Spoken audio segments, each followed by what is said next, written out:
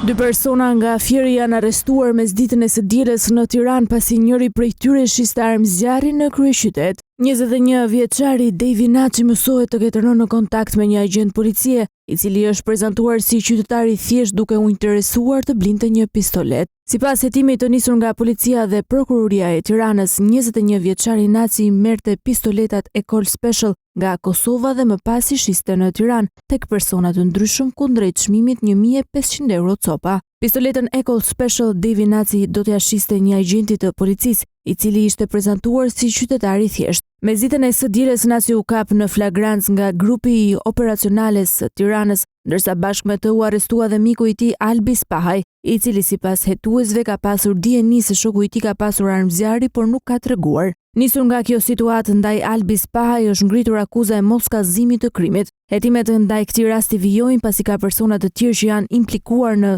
tregtinë e armëve nga Kosova drejt Shqipërisë. Pritet që në ditët në vijim Devi Naçi të dalë para gjykatës penale të Tiranës për t'u njohur me masën e sigurisë arrest me burg.